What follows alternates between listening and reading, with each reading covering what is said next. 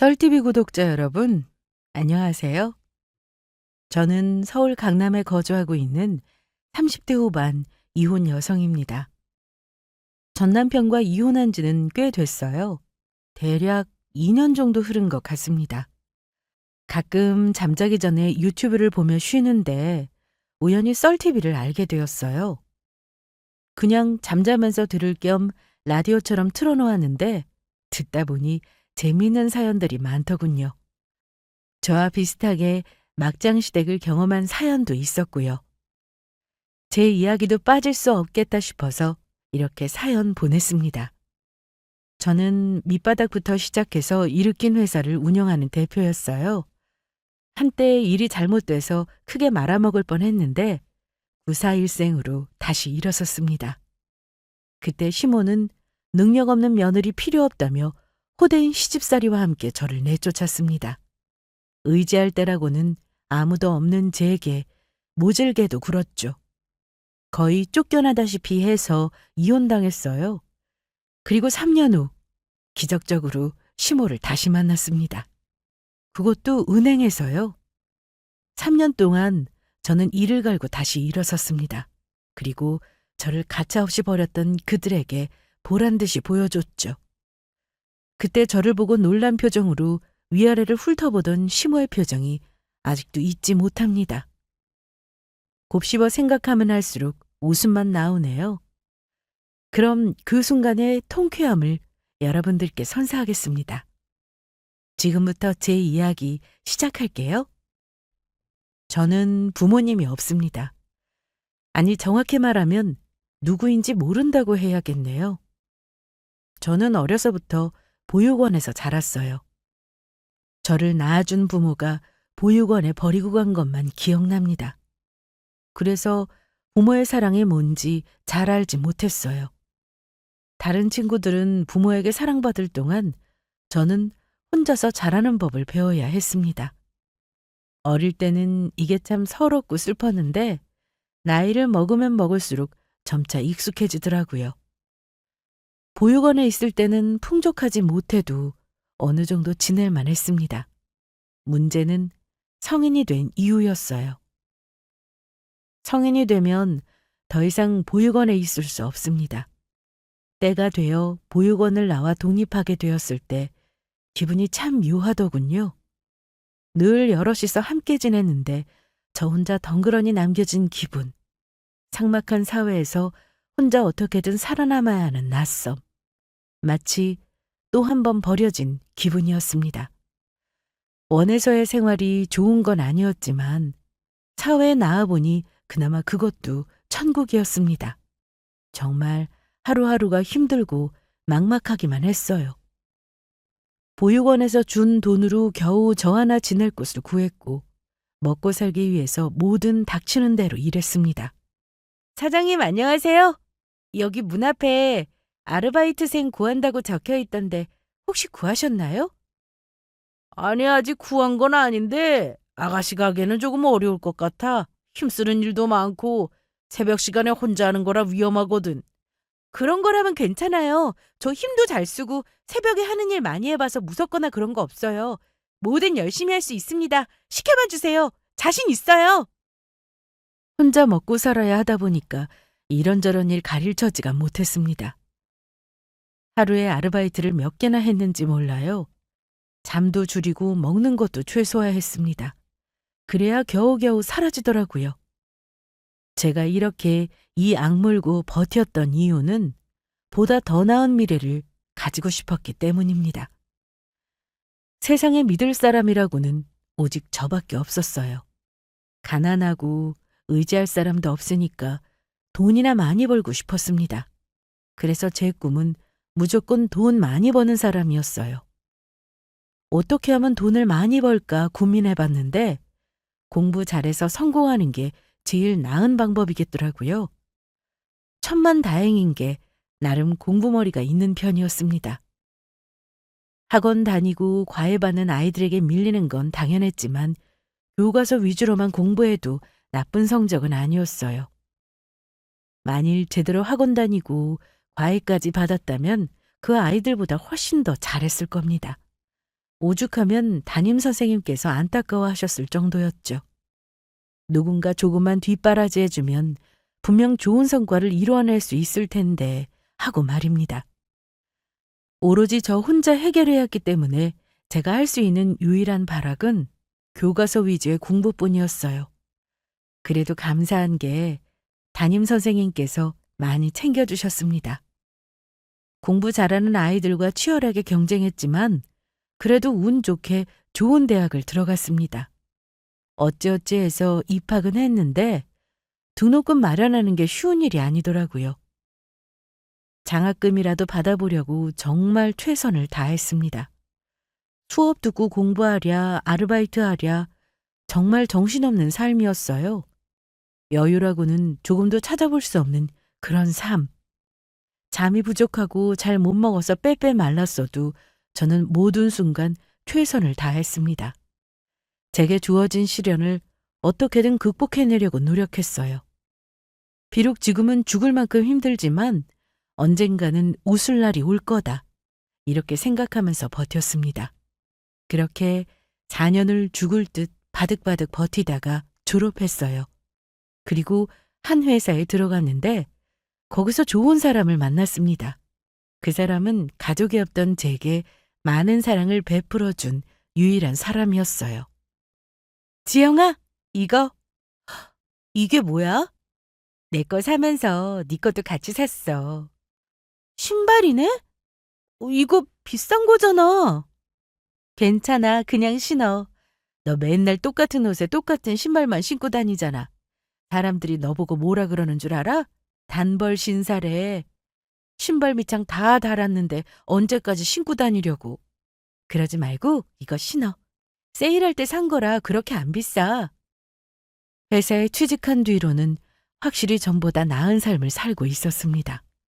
하지만 전보다 나을 뿐이지 확 좋아진 건 아니었어요. 저는 여전히 가난했고 돈에 굶주린 사람이었습니다. 조금이라도 아껴보겠다고 지질이 궁상 떨고 살았죠. 언니는 회사에서 만난 제 사수였어요.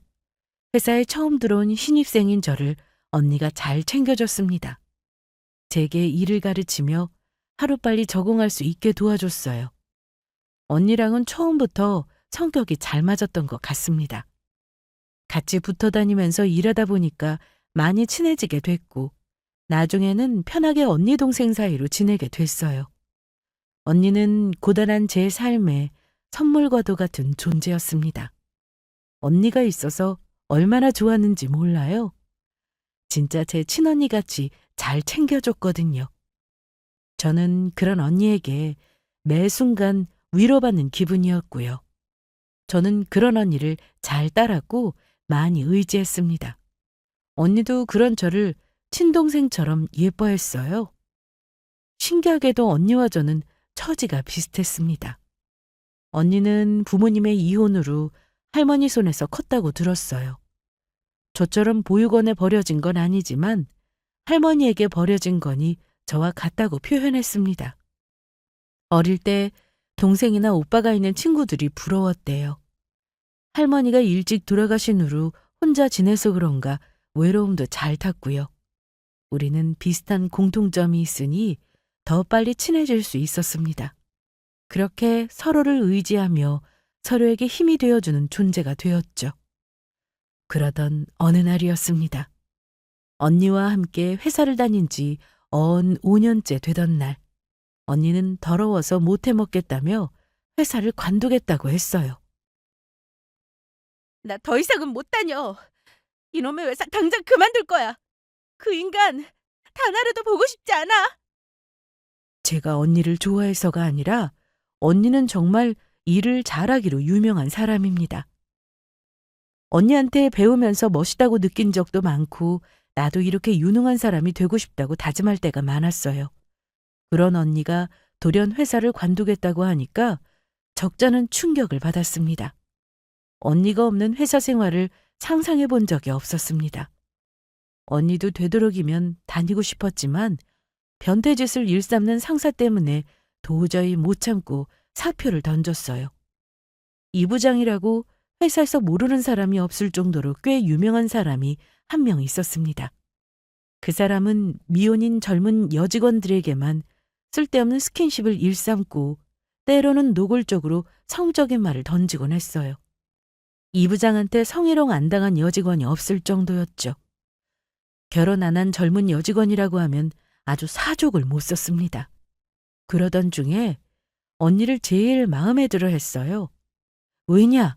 일 잘하지, 성격 좋지, 거기다 외모 또한 예쁘장했기 때문에 이 부장 눈에 확 들었던 것 같습니다.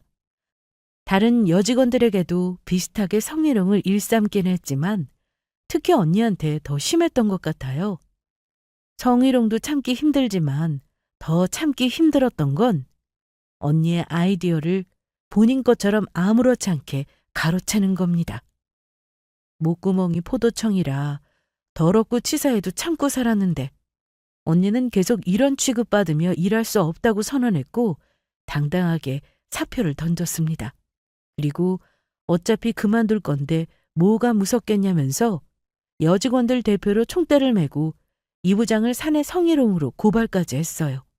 그 일로 회사는 발칵 뒤집어지고 말았습니다. 위쪽에서는 회사 이미지 떨어지게 이게 뭐하는 짓이냐면서 언니에게 조용히 덮고 나가라며 협박까지 했어요. 이 부장이 대충 위에 손을 써놓은 것 같더라고요. 왜 남자들끼리는 술잔 부딪히면서 서로 돕고 그러잖아요. 그래도 언니가 굽히지 않고 계속 나아가자 급기야는 이 바닥 좁다는 걸 이야기하면서 다른 곳으로 이직하기 어려울 거라고 협박까지 했습니다. 그 말을 듣고 저는 너무 걱정돼서 언니한테 그쯤이면 됐다. 이 부장도 이렇게까지 할 줄 몰랐을 거다. 전과 달리 조심할 거라며 그만두라고 했습니다. 이직해서 먹고는 살아야 하지 않겠냐고 말이죠. 그러자 언니는 어디 믿는 구석이 있는지 상관없다면서 끝까지 밀고 나갔어요. 곁에서 지켜보던 저는 그저 발만 동동 굴렀고요. 언니는 정말 한다면 하는 사람이었습니다. 끝까지 포기하지 않고 이 부장을 물고 늘어졌습니다. 하긴 제가 입사하기 전부터 이 부장한테 많이 시달렸거든요. 고발하면서 증거까지 단단히 준비해서 그런지 이 부장은 징계를 피할 수 없었습니다. 언니에게는 큰 합의금을 제시하며 제발 이쯤에서 멈춰달라고 했고요. 언니는 이만하면 됐다 싶었는지 이 부장에게 거액의 돈을 받고 합의해 줬습니다. 그리고 당당히 회사를 나왔어요. 언니의 명백한 승리였지만 저는 걱정되기만 했어요. 이 부장 그 인간이 언니를 가만히 둘 사람이 아니었거든요. 분명 자신의 인맥을 총동원해서 어떻게든 이직하지 못하게 손 써놓을 것 같았습니다. 그래서 앞으로 어쩔 거냐며 물었더니 언니는 그동안 모아놓은 돈과 퇴직금 그리고 이 부장에게 받은 돈으로 자신만의 사무실을 하나 차릴 거라고 했습니다. 그렇습니다. 언니는 다 생각이 있었습니다. 하긴 아무런 생각 없이 대뜸 회사를 관두진 않았겠죠. 뭔가 믿는 구석이 있는 것 같았는데 그게 회사를 차리는 건 줄은 몰랐네요. 아무튼 언니는 작게 사무실을 차려서 본인이 원하던 일을 하고 싶다고 했어요. 회사 상사 눈치 안 보고 하고 싶은 대로 편하게 말이죠. 그 말을 들으니 저도 언니와 함께 하고 싶어졌습니다. 그래서 나도 따라서 그만두겠다고 했더니 아직은 안 된다고 했어요. 아직 자리 잡힌 것도 아니고 어떻게 될지 몰라서 위험하다고 했어요. 괜히 저까지 고생시키고 싶지 않다고 했고 어느 정도 자리 잡으면 그때 정식으로 스카우트 한다고 했습니다. 그러면서 몇 년만 기다려달라고 했죠. 지금은 작은 사무실이지만 몇 년 안에 열심히 키워서 꼭 저랑 같이 일할 거라고 했어요.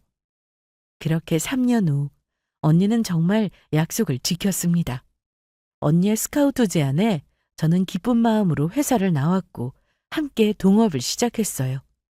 그간 제가 모은 돈과 퇴직금을 전부 언니 회사에 투자했습니다.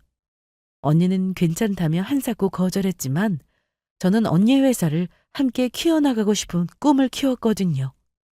언니가 시작한 돈보다는 부족하지만 제 전 재산을 언니 회사에 맡겼습니다. 언니는 꼭 몇 배로 대가품해주겠다고 제게 약속했고 저를 공동대표 자리에 앉혔어요. 그렇게 우리는 더 나은 미래를 위해 매 순간 최선을 다했습니다. 고생스러워도 이게 성장이고 행복이다 생각하며 힘들 줄 모르고 일했어요. 그리고 정확히 2년 후 우리는 큰 성장을 이뤄냈습니다. 남들 보기에는 아직 부족할지도 모르죠. 하지만 언니와 저는 이만큼 이루어낸 것도 대단하다 싶을 정도로 만족스러웠어요. 그간의 고생을 보답받는 것 같아서 마냥 좋기만 했습니다. 언니를 만나고 제 인생에 많은 변화가 일어났어요.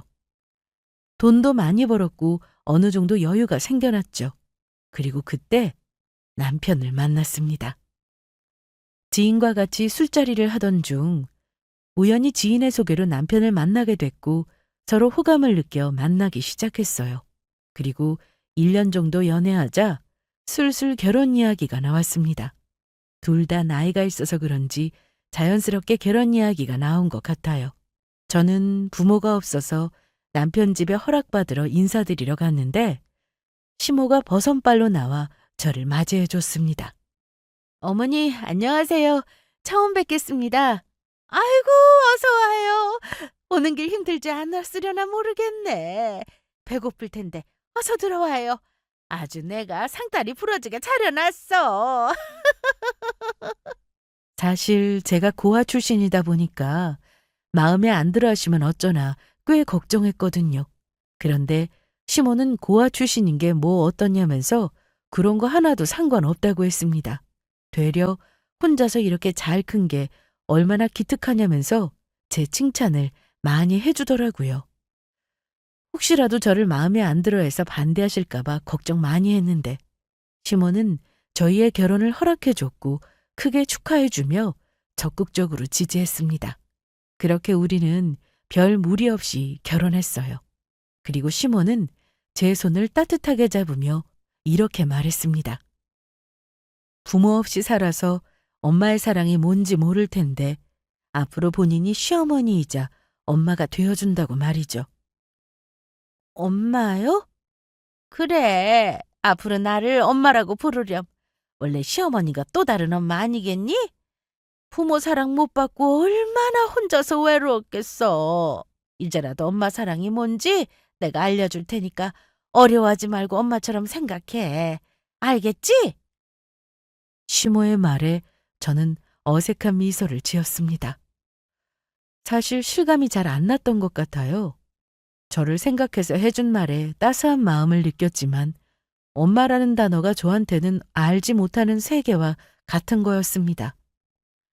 있었던 적이 없으니까 그 사랑이 뭔지 몰랐고 엄마의 사랑을 받고 싶다는 생각이 크게 없었거든요.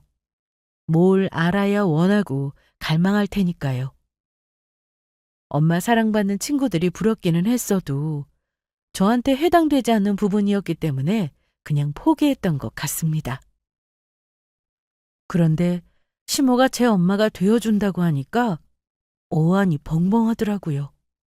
그냥 말로만 그러는 줄 알았는데 시모는 정말 엄마 노릇을 톡톡히 해줬습니다. 남편만 챙겨주는 게 아니라 저도 참 잘 챙겨줬어요. 그걸 보고 이게 엄마의 마음이란 건가, 이게 사랑받는 거구나 느낄 수 있었습니다. 그제야 시모에게 참 감사하더군요. 엄마 사랑이 뭔지 모르고 자란 제게 큰 사랑을 베풀어주는 시모가 무척 좋았어요. 그래서 저도 나름대로 잘해드리려 노력했고 해드릴 수 있는 건 다 해드렸습니다.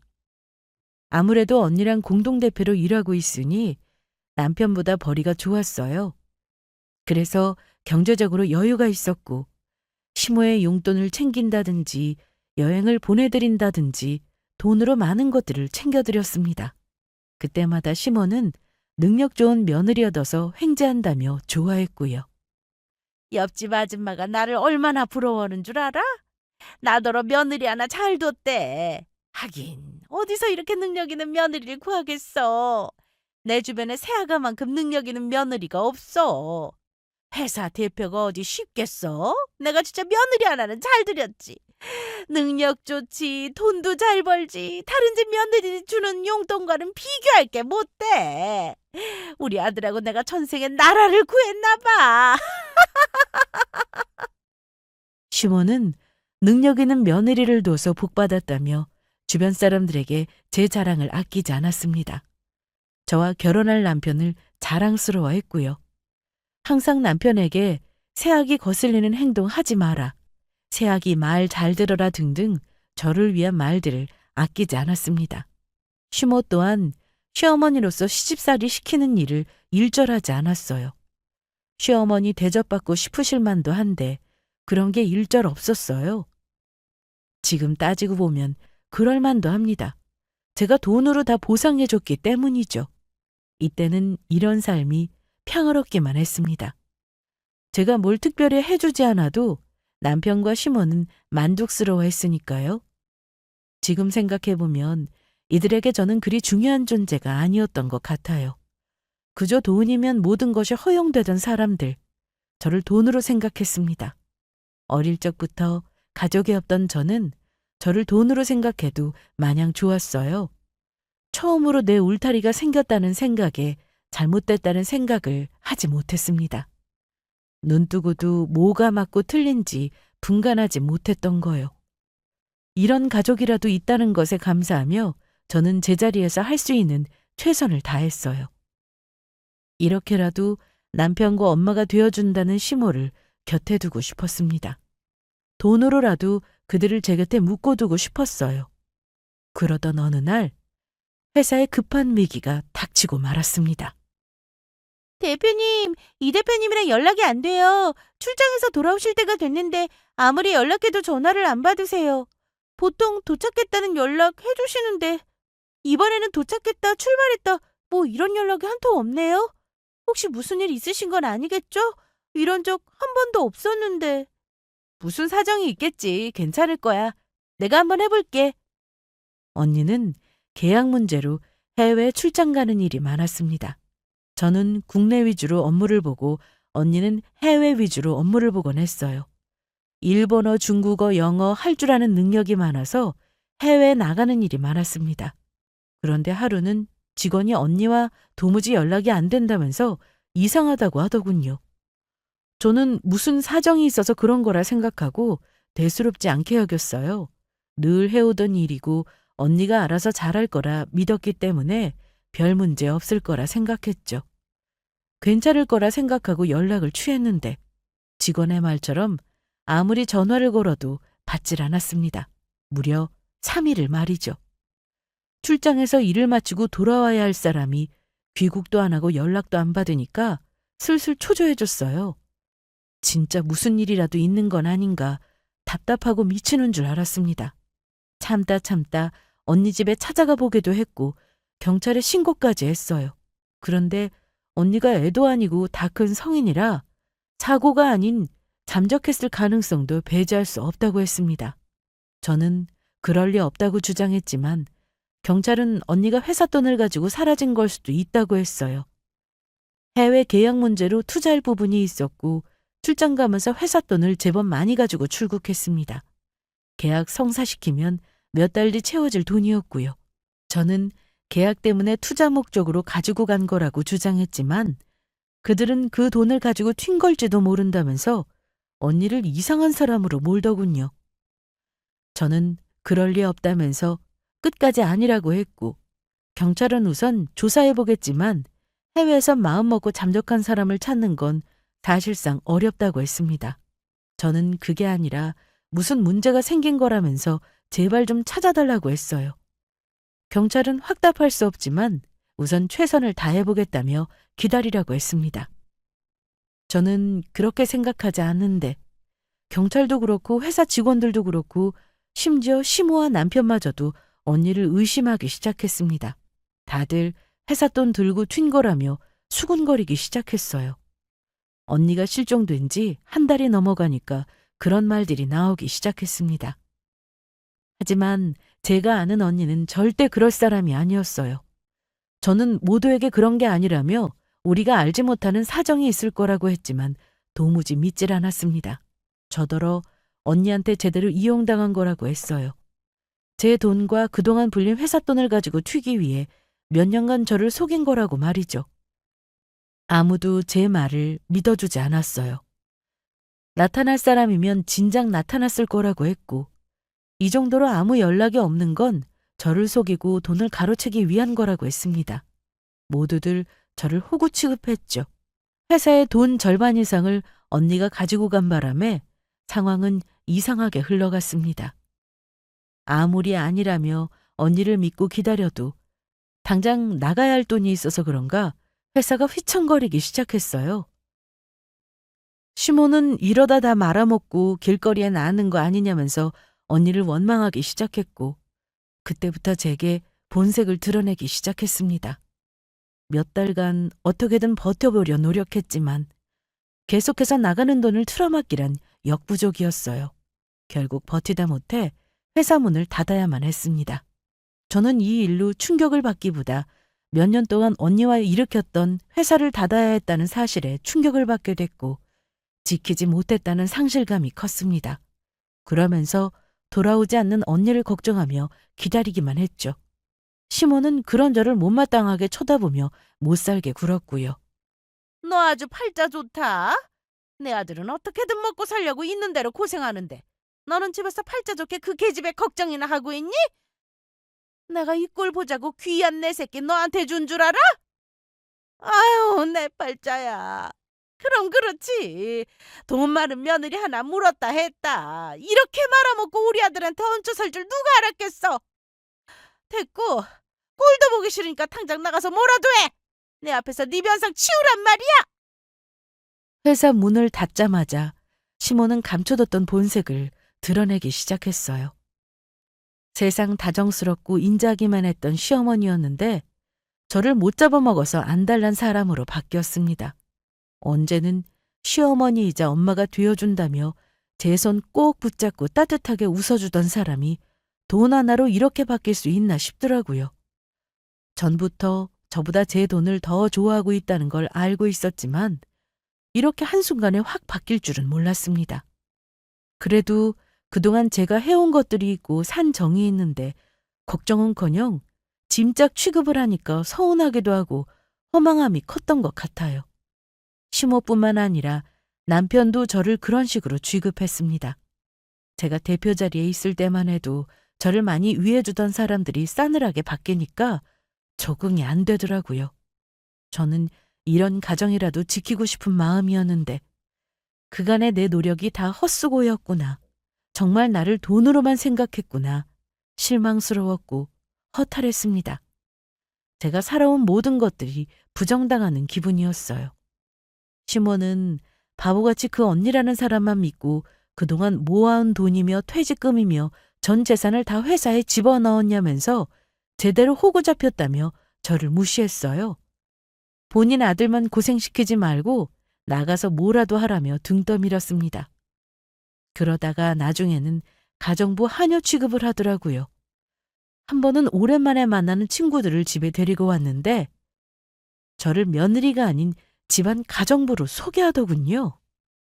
근데 여기 있는 사람은 누구야? 설마 네 며느리니? 그 회사 대표라는? 어머, 얘는 우리 새아가가 얼마나 바쁜데 한가하게 집에서 이러고 있겠어. 알다시피 회사 대표잖아. 나도 얼굴 보기 힘들 정도로 바빠. 그래? 난 또 며느리인 줄 알았네. 며느리 돈 잘 번다고 하도 자랑해서 한번 보고 싶었는데. 너희들 며느리처럼 한가하면 모르지만 우리 며느리는 바쁘신 몸이라 나중에 기회 되면 보여줄게. 여기 있는 사람은 우리 며느리가 나 힘들까봐 고용해준 가정부야. 그러니까 너 필요한 거 있으면 편하게 이야기해도 돼. 뭐예요? 얼른 가서 과일 안 내오고? 제가 누구인지 모르는 지인들에게 저를 가정부라고 소개하며 무시했습니다. 하루 24시간이 부족할 만큼 알차게도 부려먹었어요. 매일같이 시모집으로 저를 불러들였고 청소와 식사 준비부터 여러 집안일을 시켰습니다. 나중에는 돈도 못 버는데 따로 살아봤자 뭐 좋냐면서 기존 집 처분하고 본인 집으로 들어와 살라고 했어요. 그 말에 남편은 잔뜩 신나서 집을 팔았고 그 돈으로 갖고 싶었던 차를 구매했습니다. 저는 하루하루 고단하고 힘들기만 한데 본인 차 바꾸기만 급급하더라고요. 시몬은 남은 돈을 모두 가져갔고 앞으로 본인이 돈 관리한다고 선언했습니다. 돈도 못 버는 제게 뭘 믿고 돈을 맡기냐고 말이죠. 남편이랑 시모랑 둘이서 합이 어찌나 좋던지 둘이 저를 하녀 취급하며 매일같이 괴롭혔습니다. 오죽하면 먹는 것도 아깝다면서 밥도 못 먹게 했어요. 너 지금 뭐 하는 거야? 감히 입에 밥을 넣어? 나 참 기가 막혀서 돈 한 푼 안 버는 게 밥은 무슨 밥이야? 아주 우리 집안 살림 거덜내려고 작정을 했구나. 대놓고 식충이로 살려고 마음먹었어? 우리 아들이 고생해서 번 돈으로 산 음식이야. 네가 뭔데 내 아들 고생시켜? 너 앞으로 내 앞에서 밥 먹지 마. 정 먹고 싶으면 어디 구걸을 하던 밖에서 돈을 벌어오던 뭐라도 하란 말이야. 식충이처럼 아무것도 안 하고 밥만 축 내지 말고. 알겠어? 아유, 아주 저거 꼴 보기 싫어 죽겠어 그냥. 하도 눈치 주고 괴롭혀서 원래 잘 먹지도 못했습니다. 내가 어쩌다 이런 신세가 됐을까 허망한 마음에 입맛도 없었고요. 날이 갈수록 살은 점점 빠져갔어요. 이러다 정말 죽을 것 같아서 겨우 한술이라도 뜨려고 했는데 그것마저도 꼴 보기 싫다면서 시몬은 제 손에 있던 밥그릇과 숟가락을 빼앗아 싱크대에 던져버렸습니다. 제 삶은 점점 엉망이 되어가고 있었어요. 애정하던 회사가 망하고 가족이라 믿었던 시모와 남편에게 무시당하고 나중에는 마음이 지칠 대로 지쳐서 뭔가 하고 싶다는 의지가 없더군요. 저 스스로 저를 놓아버리고 말았습니다. 사람이 크게 상실감을 느끼면 아무것도 할 수 없는 바보가 돼요. 그게 저를 갉아먹는 짓인 걸 잘 알면서도 말입니다. 그만큼 저는 상처를 크게 받은 상태였습니다. 그렇게 한 달이 흐르고 나중에는 그 집에서 아예 쫓겨나다시피 내쳐졌어요. 하루는 장을 보고 터덜터덜 집으로 돌아왔는데 웬 낯선 아줌마가 시모랑 심각하게 이런저런 이야기를 나누고 있더군요. 저는 신경 쓰지 않고 기계처럼 부엌으로 향해 저녁 준비를 시작했습니다. 그런데 들려오는 소리를 들어보니 시모가 재혼감으로 괜찮은 아가씨들을 살펴보고 있더라고요. 그러니까 이 사람은 한번 갔다 왔다 이거지? 그렇게는 안 돼. 전 남편과 둘 사이에 애는 없어. 그냥 성격 차이로 깔끔하게 이혼한 거야. 요즘 세상에 한 번 이혼한 게 뭐 흠이야? 이 정도 인물에 이 정도 직업이면 됐지. 아유 그럼 다른 것도 아니고 초등학교 교사인데 우리 아들 재혼감으로 딱이지. 그런데 공무원이 돈을 그렇게 많이 버는 건 아니잖아. 나는 능력 좋은 며느리가 좋은데 다른 사람은 다 없어?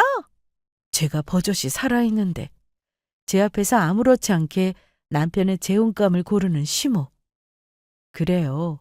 언젠가 이런 날이 올 거라 예감했습니다. 툭하면 사람 무시하고 괴롭히는데 저 하나 내쫓는 건 뭐 일도 아니겠죠. 매일같이 눈엣 가시로 여겼는데 얼마나 내쫓고 싶었겠어요. 시모는 제게 조금의 미안함도 없는 사람이었습니다. 대놓고 남편과 재혼시킬 사람들의 사진을 보여주며 저더러 좋게 물러나라고 했어요. 너 아까 부엌에서 대충 들었지? 이 사람들 우리 아들하고 재혼 상대로 선볼 사람들이야. 어때? 네가 봐도 하나같이 예쁘고 능력 있어 보이지 않니? 그래서요? 저더러 남편과 이혼하라고요? 그럼 거머리처럼 계속 붙어있게? 넌 정말 염치라고는 눈꼽만큼도 없다. 고아 출신의 쥐뿔도 없는 널 내가 왜 받아줬는데. 그나마 돈이라도 잘 버니까 받아준 거 아니야? 근데 홀랑 다 말아먹어 빈털털이 된 널 우리가 왜 계속 데리고 살아야 하니? 됐고 나 긴 말 안 할 테니까 도장 찍고 침 싸서 나가. 더 이상 내 아들 이렇게 둘 수는 없다. 어머니 정말 너무하시네요. 그동안 저한테 한 짓 미안하지도 않으세요? 저 회사 망한 뒤로 사람 취급도 못 받고 살았어요. 제가 무슨 고장난 물건이라도 돼요? 저 사람이에요. 보고 듣고 말할 수 있는 귀한 사람이라고요. 아무리 그래도 그간 함께한 정이 있는데 어떻게 이러실 수가 있으세요? 돈 못 벌면 사람도 아니에요? 회사 대표로 있을 동안 부족함 없이 원하는 거 다 해드렸잖아요. 언제는 시어머니이자 엄마가 되어주신다면서요. 돈 보고 하는 소리라는 거 알았지만 그래도 이 정도로 못된 분인 줄은 몰랐어요. 못되긴 뭐가 못돼? 돈 안 좋아하는 사람도 있어? 난 그저 돈이 좋을 뿐이야.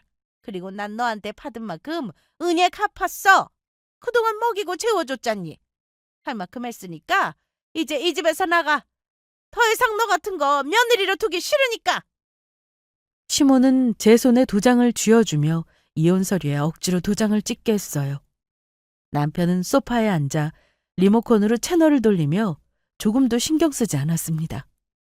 저는 잘 못 챙겨 먹어서 그런지 나이 든 시모의 힘을 감당할 수 없었습니다. 그 정도로 많이 약해져 있었어요. 그래도 미친 듯이 발악하며 시모의 손을 뿌리쳤습니다. 언젠가 날 쫓아낼 거라는 걸 짐작했지만 이런 식으로 마무리 짓고 싶지는 않았거든요. 그동안 내가 둘한테 무시당하고 괴롭힘 당한 게 얼만데 한 푼도 못 받고 쫓겨날 수는 없다고 발악했어요.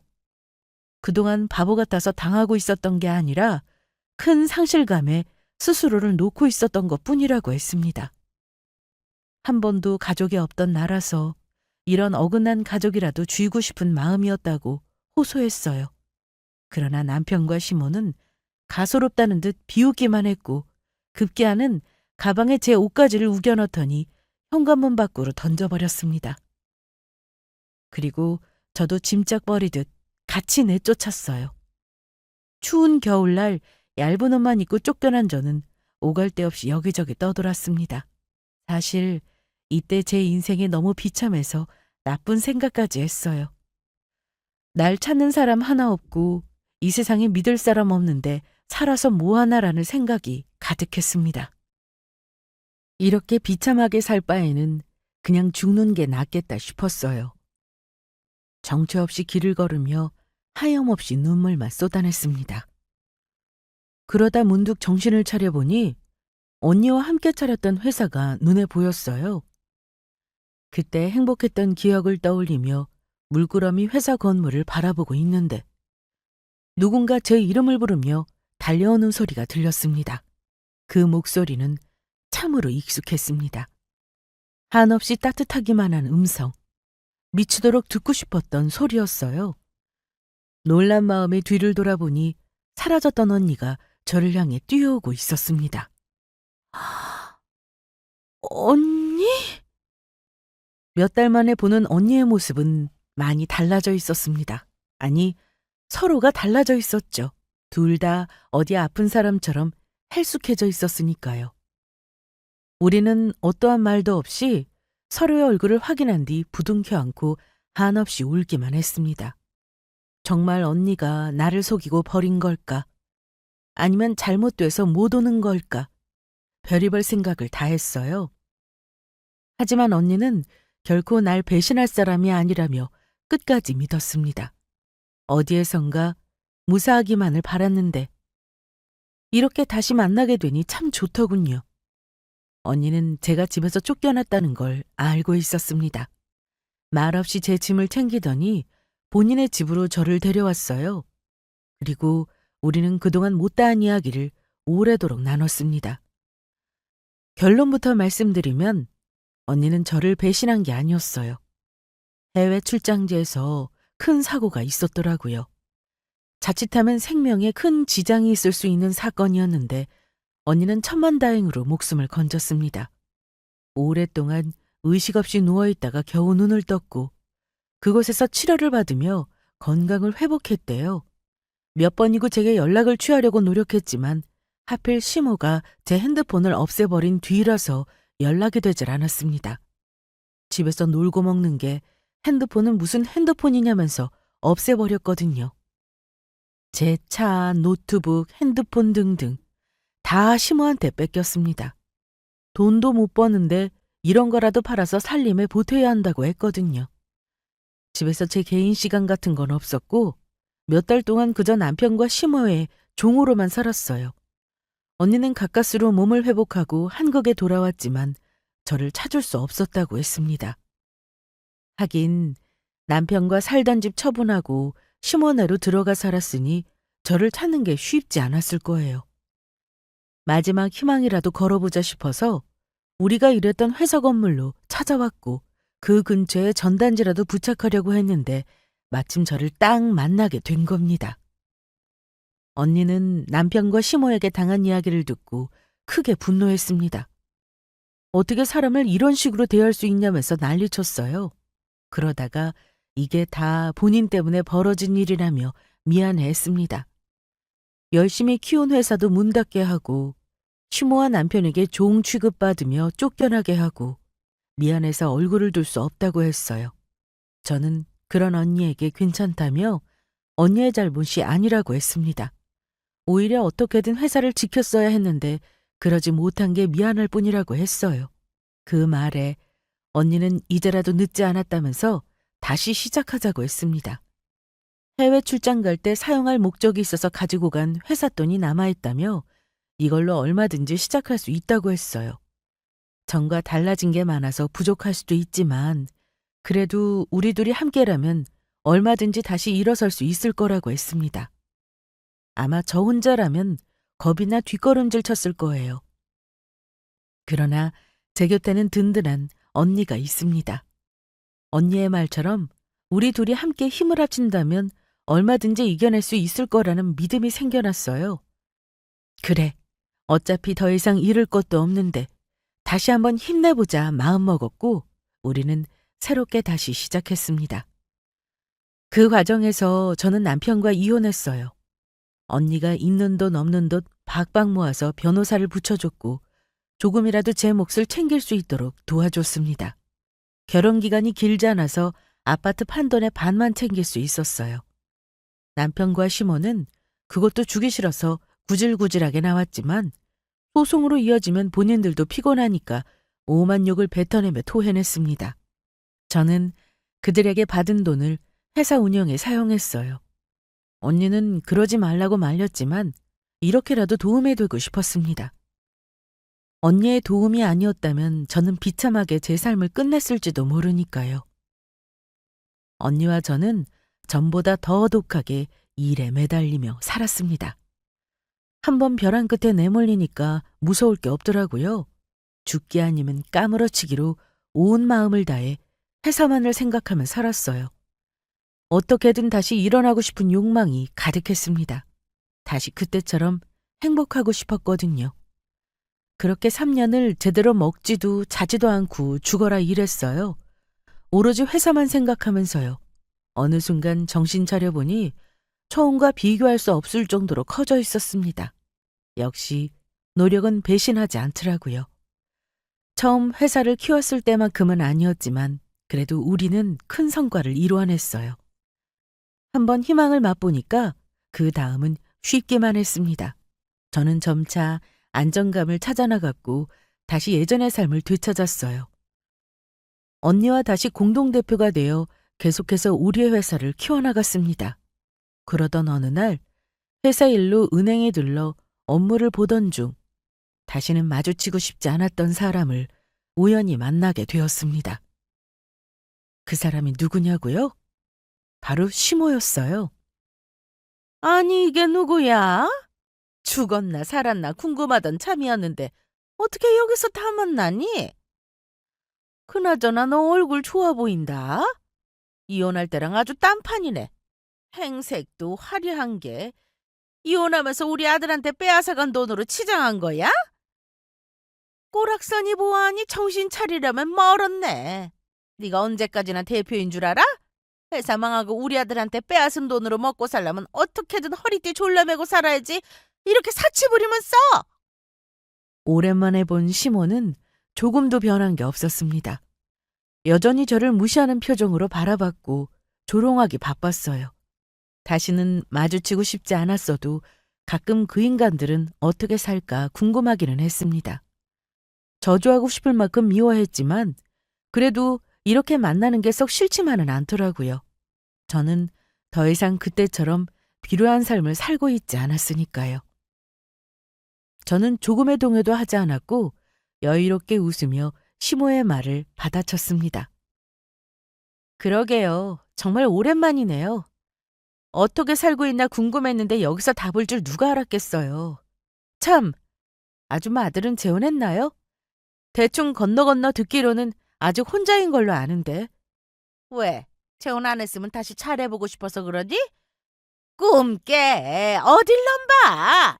재혼 못한 게 아니라 안 한 거야. 더 고르고 골라서 좋은 사람이랑 맺어주려고. 우리 아들은 너랑 달리 아주 잘 지내고 있으니까 궁금해할 거 없어. 그나저나 넌 여기 왜 온 거니? 아파트 판 나눈 거 얼마나 된다고 그걸로 돈놀이라도 하려고 왔어? 아니지, 그럴 리가 없지. 이렇게 정신 못 차리고 사치 부리는 거 보니까 대출 받으러 왔나 보다. 근데 너처럼 돈 없는 사람한테 대출 승인이 떨어진다든? 아서라, 시간 낭비하지 말고 그냥 돌아가. 괜히 번호표만 축 내지 말고. 시모는 계속해서 저를 무시했고 저는 그런 시모를 보며 여유로운 미소를 지었습니다. 굳이 해명하지 않아도 곧 제가 어떤 사람인지 알게 될 테니까 힘쓰고 싶지 않더라고요. 가볍게 무시하고 잠시 기다리니 은행 직원이 제게 다가와 90도로 인사하며 정중히 모시겠다고 했어요. 대표님, 기다리시게 해서 죄송합니다. VIP실로 모시겠습니다. 이쪽으로. 직원의 안내에 저는 가방을 챙겨 일어났습니다. 그러자 시모가 어리둥절한 표정으로 VIP는 무슨 VIP냐고, 지금 얘들어 대표님이라고 한 거냐고 물었어요. 그러자 직원은 제게 죄송하다며 다시 인사를 건네더니 시모를 잡상인 취급하며 일반 창구는 저쪽에 있으니 가보라고 했습니다. 그러고는 다시 정중하게 저를 모시자 시모는 멍하니 저를 쳐다볼 뿐이었어요. 뭘 그렇게 놀라고 그러세요? 회사 대표 처음 보세요? 아니, 네가 어떻게 회사 대표를... 한 번 했는데 두 번은 못할까. 아줌마 아들하고 이혼한 뒤 저는 새롭게 다시 태어났어요. 언니, 절 배신한 게 아니라 피치 못할 사고를 당한 거였거든요. 보란듯이 잘 살고 싶어서 죽어라 이랬더니 다시 대표 자리에 앉게 됐네요. 이제 조금 아시겠어요? 사치 부리는 게 아니라 이 정도 능력은 된다는 거? 뭐? 뭐? 그리고 아줌마 아들 재혼 가능하겠어요? 그냥 아무나 골라서 결혼시켜요. 점점 나이는 먹어가는데 그러다 평생 혼자 살면 어쩌려고요? 아니, 아무리 이혼했다고 해도 아줌마 아들 뭐 볼 거 있다고 결혼해요? 거들떠도 안 보지. 그래, 그냥 결혼시키지 말고 계속 데리고 사세요. 그게 다른 사람한테 민폐 안 끼치겠네요. 그럼 저는 이만 가볼게요. 한가하게 아줌마랑 노닥거릴 시간이 없거든요. 저는 당당하게 시모를 지나쳐 VIP실로 향했습니다. 그러자 시모는 어리 빠진 표정으로 하염없이 저를 쳐다볼 뿐이었어요. 정말 통쾌했습니다. 여기서 이렇게 만나게 될 줄은 몰랐는데 다시 성공한 모습을 보여주니까 짜릿하더군요. 어떻게 알았는지 나중에 시모는 제가 일하는 곳으로 찾아와서 다시 아들과 잘해보면 안 되냐고 미친 소리를 해댔습니다. 그때처럼 제게 살갑게 대하면서 아들 위하는 마음이 앞섰나 보지 제게 큰 실수를 저질렀다며 잘못했다고 사과했어요. 그리고 본인 아들은 재혼을 안 한 게 아니라 못한 게 맞다고 했습니다. 저랑 헤어지고 나서 저를 못 잊어 계속 혼자 지냈다고 하더군요. 그래서 저는 거짓말을 하려거든 어느 정도 성이라도 있어야 하지 않겠냐고 했고, 그런 쓰레기 같은 소리 더 이상 듣고 싶지 않으니까 다시는 찾아오지 말라고 했습니다. 잡상인 취급하며 경비를 호출했고 시모가 저를 내쫓았던 것처럼 저도 가차없이 시모를 내쫓았어요. 나중에 알게 된 사실인데 저랑 이혼하고 전 남편도 사업한다고 난리치다가 다 말아먹은 모양이더라고요. 집까지 넘어갈 위기라서 은행에 대출받으러 온 거였고 거기서 저를 만난 거였습니다. 3년이 지난 후 저와 그들의 처지는 완전히 달라져 있었어요. 저는 다시 화려한 삶을 찾았고 그들은 제가 보내야 했던 비루한 삶을 갖게 되었습니다. 다 저지른 잘못 돌려받은 거라고 생각해요.